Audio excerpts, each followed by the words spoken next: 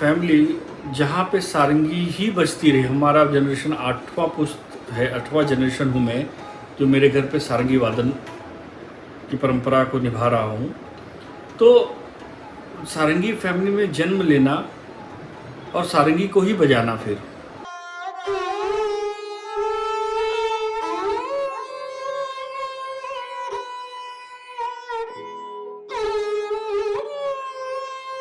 हमारी आने वाली पीढ़ी के लिए कुछ ना कुछ सोच के रखे हैं कि उनको कम से कम एक आदमी फैमिली में ये काम करे। जैसे बेटे को सिखाया है और कर रहा है भी, बहुत आगे जाना है, करेगा, जिम्मेदारी रखेगा। हम तो चाहते हैं कि ये जितना हो सके उतना फैले, लोग बाहर से भी आए सीखने के लिए और हम ज़रूर चाहेंगे कि हम उनको सिखाएं। पर वही बात आती है वापस की डिस्प्ले वाली बात है कि वेन्यूज़ में जब तक सारंगी ज़्यादा दिखेगी नहीं तो ज़्यादा लोग उसकी तरफ अट्रैक्ट नहीं हो पाएंगे। ক্লোজেস্ট টু হিউম্যান ভয়েস এই যন্ত্র, এটা আমাদের একটা কি বলবো লেগেসি, তো একটা ইতিহাসের সঙ্গে রয়েছে সারেঙ্গি। কিন্তু এইটা আমার মনে হয় এটা আরও সর্বসাধারণের মধ্যে ছড়িয়ে পড়ার প্রয়োজন আছে।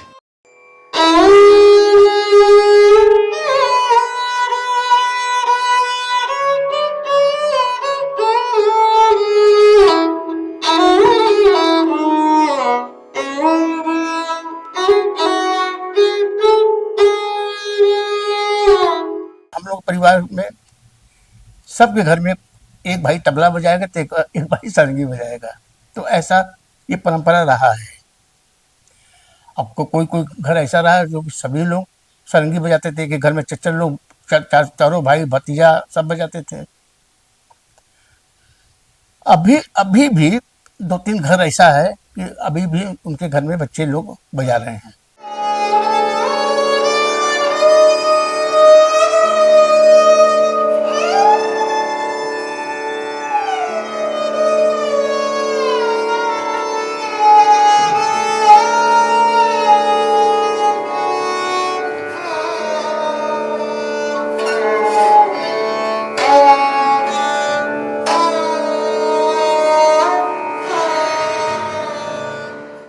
बनारस वैसे तो सारंगी, विशेष रूप से सारंगी के लिए बहुत ही फेमस था, और यहाँ पर गोपाल मिश्र जी, नारायण प्रसाद जी और बच्चा लाल जी, गणेश प्रसाद जी, ऐसे बहुत से सारंगी वादक और फेमस सारंगी वादक यहाँ पर हुए और उनका सब सम्मान भी करते थे। लेकिन सारंगी धीरे धीरे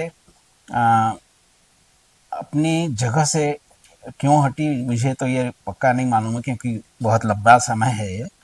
मैं जहाँ तक जानता हूँ विश्वविद्यालय में सारंगी कहीं भी सब्जेक्ट के रूप में नहीं है, अभी कहीं पर भी नहीं है। कहीं कहीं संगत वाद्य के रूप में इसका प्रयोग किया गया है और उसके भी शायद अपॉइंटमेंट शायद अब कभी कुछ ही जगह बचे होंगे तो बचे होंगे, नहीं तो यहाँ मैं BHU की बात बता रहा हूँ।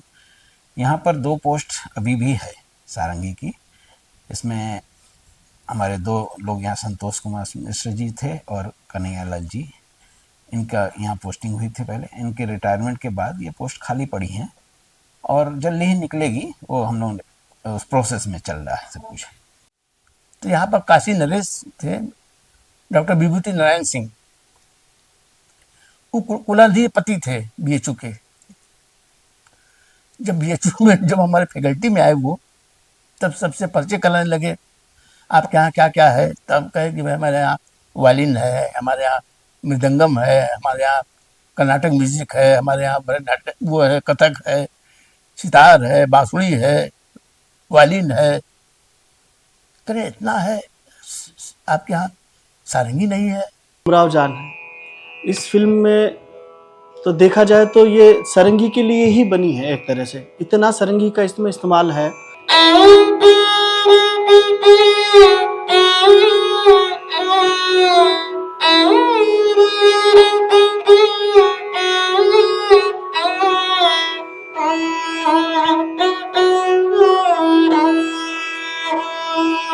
এই ইনস্ট্রুমেন্টটার ইমেন্স পসিবিলিটি, কিন্তু অ্যাট দ্য সেম টাইম আর্টিস্টদেরও দায়িত্ব থাকতে হবে টু শোকেস देयर म्यूजिक। हमारे बनारस में ही 50 फैमिली अगर कलाकारों की है तो उसमें से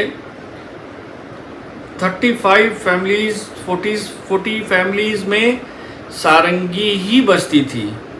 लेकिन अब धीरे हम लोगों ने अपने आगे जनरेशन को सारंगी नहीं सिखाया, तो इस तरह से सारंगी धीरे धीरे कम हो गई थी। तो पिछले अगर 20 साल पीछे जाएंगे तो सारंगी बिल्कुल कम हो गई थी।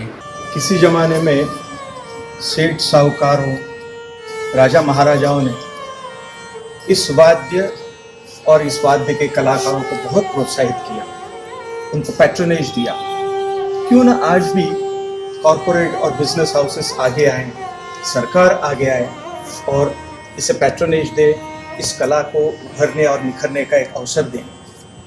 मैं जानता हूं कि विश्वविद्यालयों में विद्यार्थियों की संख्या बहुत कम है, परंतु शैक्षिक संस्थानों ने आगे आकर इस कला के संवर्धन का विचार करके न कि प्रॉफिट, आर्थिक प्रॉफिट, परंतु सांस्कृतिक प्रॉफिट जिससे प्राप्त हो सके, वह लक्ष्य रखकर अगर इन्वेस्टमेंट किया जाए, सरकार उसके लिए आगे आए, तो इस कला और इस वाद्य को और इस वाद्य के कलाकारों को आगे बढ़ने से कोई नहीं रोक सकता।